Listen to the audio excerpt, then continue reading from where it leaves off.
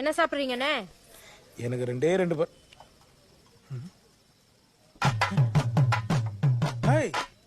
நீயா டைவர்ஸ் ஆச்சுன்னு சொன்னாங்க.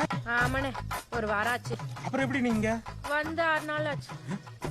டைவர்ஸ் வாங்கின மறுநாளே ஒரு மாதிரியா இருந்துச்சு. அழுகழுகையா வருது.